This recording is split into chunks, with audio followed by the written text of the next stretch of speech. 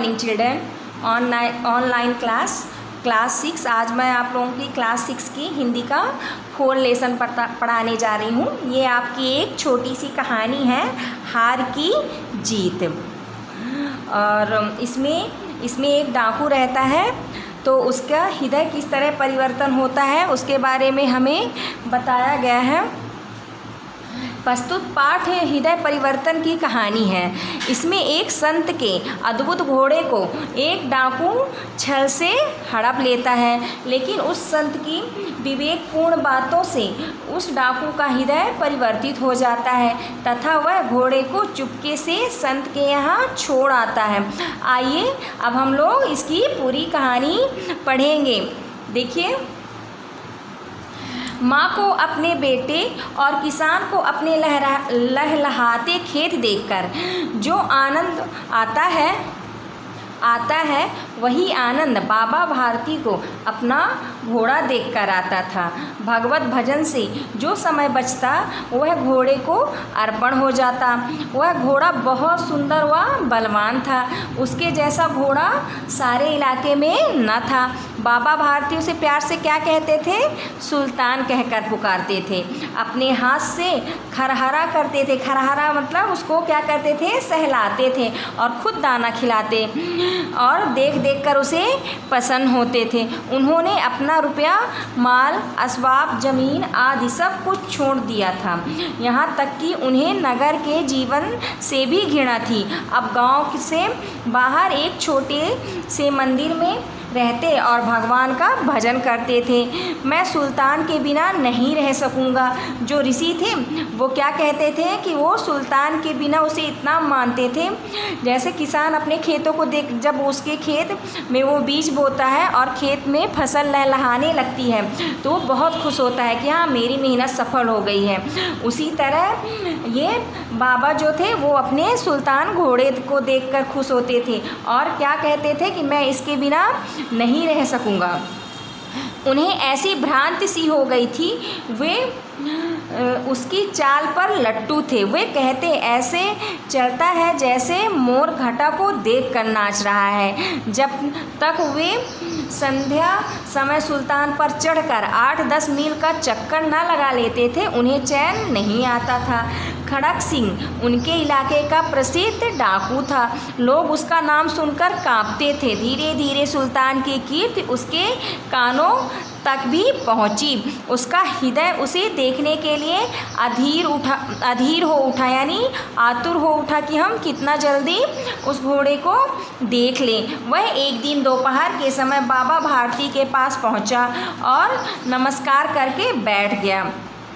बाबा भारती ने पूछा, खड़क सिंह क्या हाल है? खड़क सिंह ने सिर झुकाकर उत्तर दिया, आपकी दया है बाबा भारती। कहो इधर कैसे आ गए?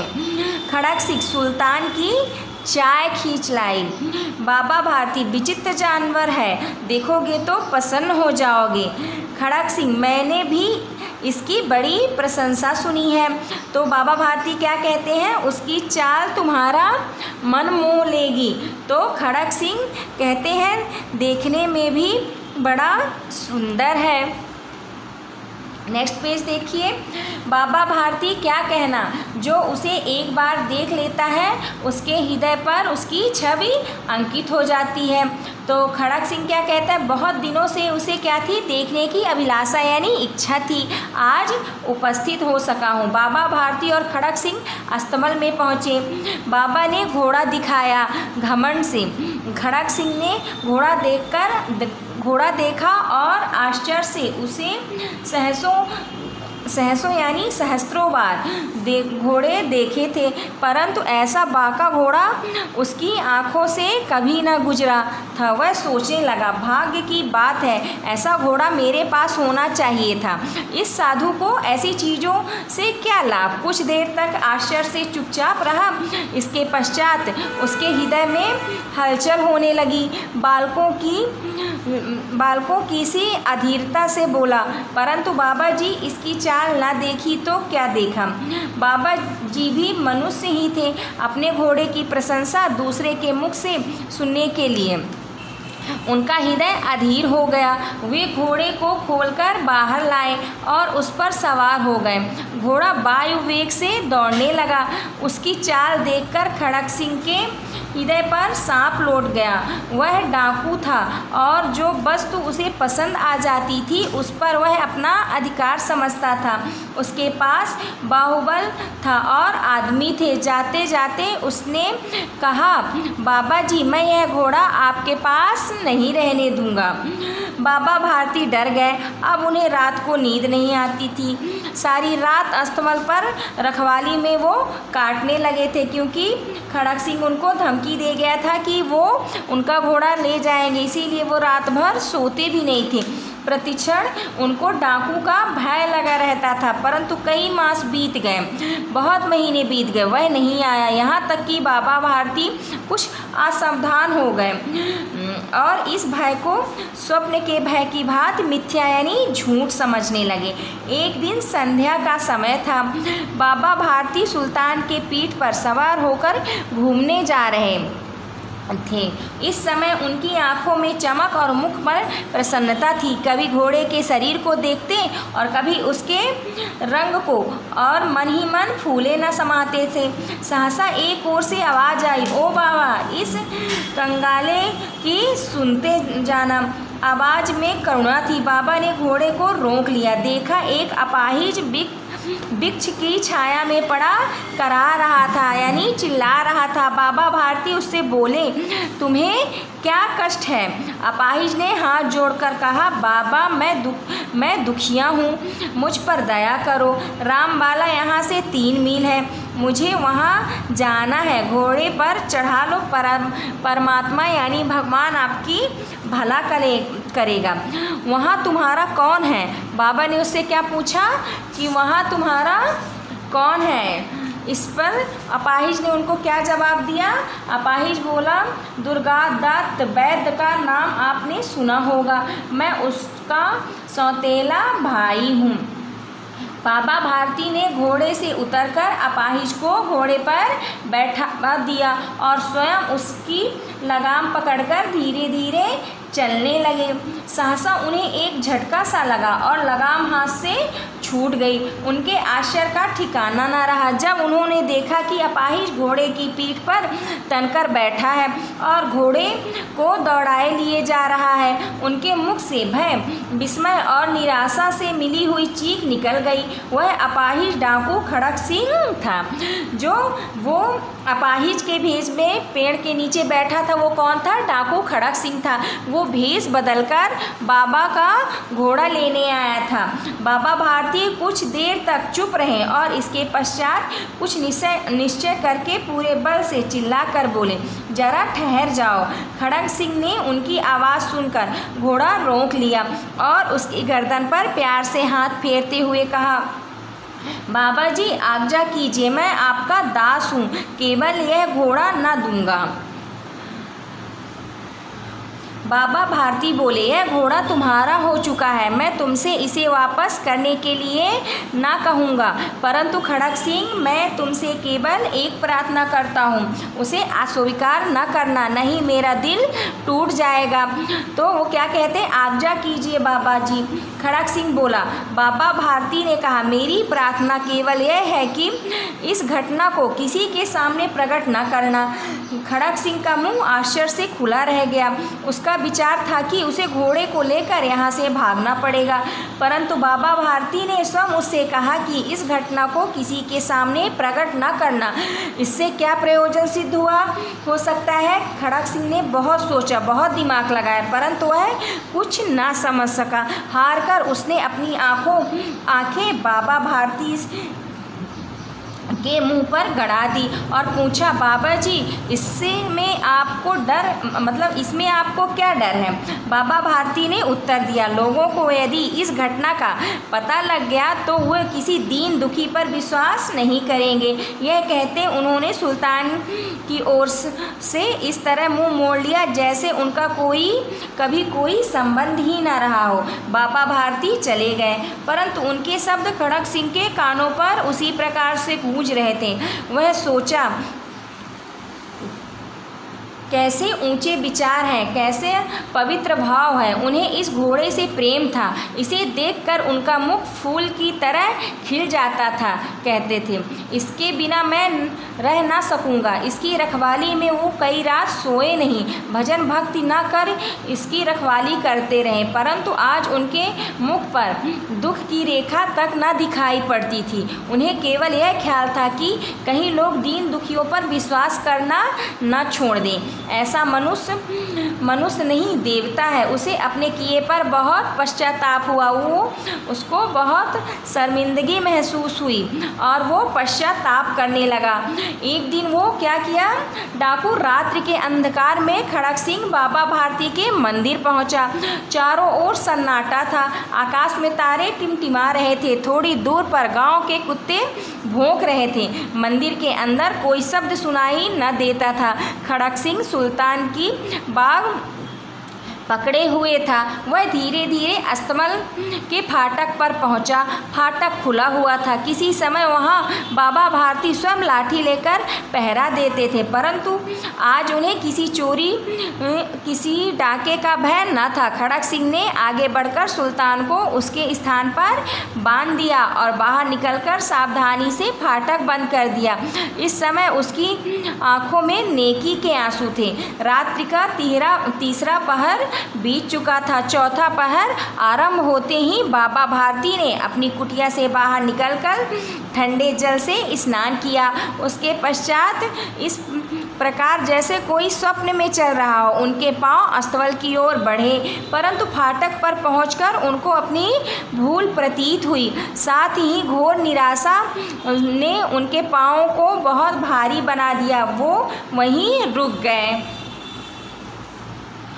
घोड़े ने अपने स्वामी के पदचाप को, मतलब पैर की उसके आवाज़ को पहचान लिया और ज़ोर से हिनहिनाया। अब बाबा भारती आश्चर्य और प्रसन्नता से दौड़ते हुए अस्तमल के अंदर घुसे और अपने प्यारे घोड़े के गले से लिपटकर इस प्रकार रोने लगे मानो कोई पिता बहुत दिन से बिछड़े हुए अपने पुत्र से गले मिल रहा हो। वे बार बार उसकी पीठ पर हाथ फेरते और बार बार उसके मुंह पर थपकियां देते। फिर वे संतोष से बोले, अब कोई दीन दुखियों की सहायता से मुंह नहीं मोड़ेगा। आप लोगों ने इस कहानी में देखा कि कैसे बाबा ने एक डाकू को उसका मन परिवर्तन कर दिया और वो डाकू उनका सबसे अच्छा घोड़ा लाके वापस कर दिया। अब देखिए नेक्स्ट पेज पलटाइए आप लोग। सही विकल्प पर हमें सही का निशान लगाना है। किसान को क्या देखकर आनंद आता था? अपने लहराते खेत। मोर किसको देखकर नाचता है? मोर बादलों को देखकर नाचता है। बाबा भारती को कैसे जीवन से घृणा थी? नागरी जीवन से घृणा थी उनको। चौथा, खड़क सिंह कौन था? खड़क सिंह एक डाकू था। इस कहानी में किसकी हार होती है? तो इस कहानी में डाकू खड़क सिंह की हार होती है। अब ये देखिए, आपको एक गद्यांश दिया गया है जो पढ़ के आपको आंसर लगाना है। रात्रि का तीसरा पहर बीत चुका था। चौथा पहर आरंभ होते ही बाबा भारती अपनी कुटिया से बाहर निकलकर ठंडे जल में स्नान किया। उसके पश्चात इस प्रकार जैसे कोई स्वप्न में चल रहा हो उनके पांव अस्तमल की ओर बढ़े, परंतु फाटक पर पहुंचकर उनको अपनी भूल प्रतीत हुई। साथ ही घोर निराशा ने उनके पांवों को बहुत भारी बना दिया। वो वहीं रुक गए। पहला क्वेश्चन देखिए इसका, किस पहर में बाबा भारती ने स्नान किया था? तो पहला आंसर आपका इसमें कहाँ पे है? ये देखिए, चौथा पहर आरंभ होते ही बाबा भारती ने अपनी कुटिया से बाहर निकलकर क्या किया था? ठंडे जल से स्नान किया था। तो इसका आंसर क्या होगा? चौथे पहर में। और सेकंड क्या है? अस्तबल की ओर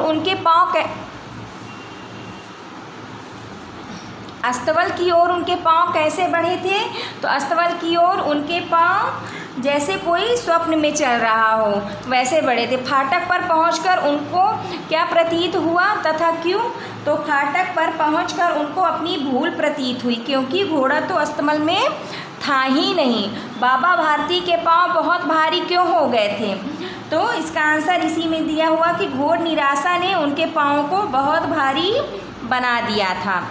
अब देखिए इसका हमको भाव स्पष्ट करना है इस कहानी का।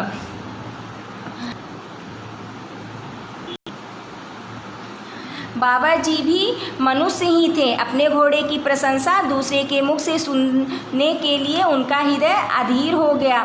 वे घोड़े को खोलकर बाहर लाए और उस पर सवार हो गए। घोड़ा वायु वेग से दौड़ने लगा। उसकी चाल देखकर खड़क सिंह के हृदय पर सांप लौट गया। वह डाकू था और जो वस्तु उसे पसंद आ जाती थी उस पर वह अपना अधिकार समझता था।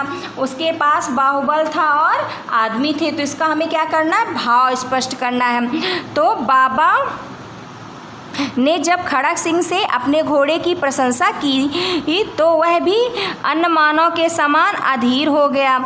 उसका मन घोड़े की सवारी का हो गया।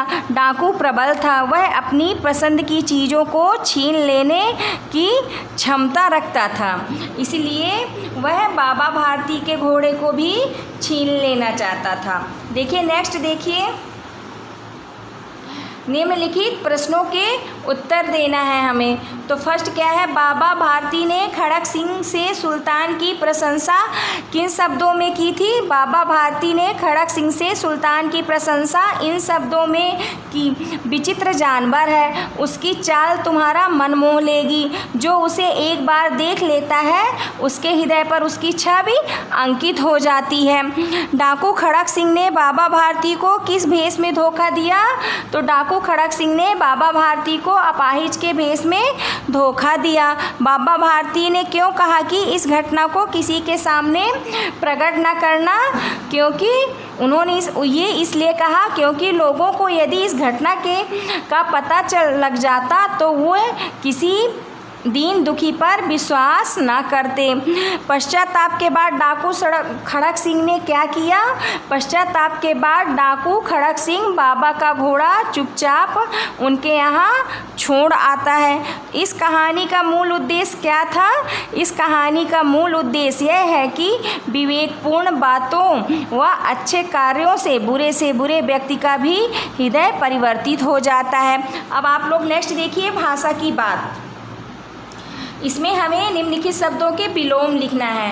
तो उत्तर का क्या विलोम होगा? प्रश्न हो जाएगा। विश्वास का अविश्वास, असावधान का सावधान, अधीर का धीर और रात का दिन, प्रसन्न का अप्रसन्न, समान का असमान, अधिकार का अनधिकार। और ये इसमें वाक्य निम्नलिखित क्रियाओं में भाववाचक संज्ञा बनाकर वाक्य बनाना है। तो ये आप लोग अपने से आप लोगों को करना है।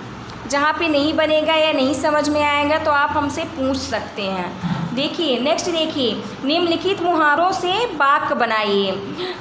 फूला ना समाना, तो इसका हम अर्थ क्या होगा? परीक्षा में अर्थ नहीं, इसको किस तरह वाक्य में हमें प्रयोग करना है ये बताना। तो परीक्षा में उत्तीर्ण होने पर रमेश फूला न समाया। मुंह मोड़ना यानी देखिए बाबा ने अपने घोड़े से मुंह मोड़ लिया। दिल टूटना, घोड़े के चले जाने पर बाबा का दिल टूट गया। हृदय पर सांप लौटना, बाबा के घोड़े को देखकर डाकू के हृदय पर सांप लौटने लगा। लट्टू होना, घोड़े की चाल पर बाबा क्या थे? लट्टू थे। निम्नलिखित शब्दों के हमें दो दो पर्यायवाची लिखना है। माँ का क्या पर्यायवाची होता है? जननी और अम्बा होता है। घोड़ा का अश्व और घोटक होता है। मुंह का मुंह और आनन होता है। आँख का नेत्र और नयन होता है। सांप का सर्प और भुजंग होता है। पुत्र का तनय और सुत होता है। मनुष्य का मानव और मनोज होता है। Thank you.